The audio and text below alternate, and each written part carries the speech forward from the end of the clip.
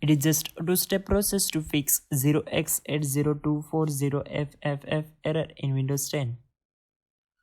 Go to search bar and type cmd, right click on it, click on run as administrator,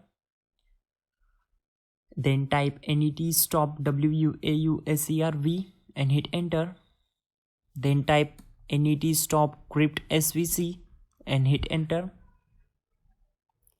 then type net stop bits and hit enter, then type net stop msiserver and hit enter, then type net stop AppIdsvc and hit enter. Now type renc:/windows/software distribution.old and hit enter. Then type renc:/windows/system32/Catroon2 Catroon2.old. Now type net start wuauserv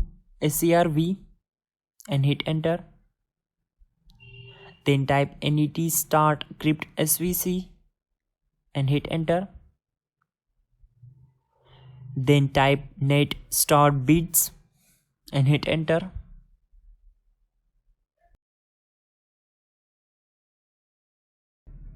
Now type net start msiserver and hit enter. Then type net start AppIdsvc and hit enter.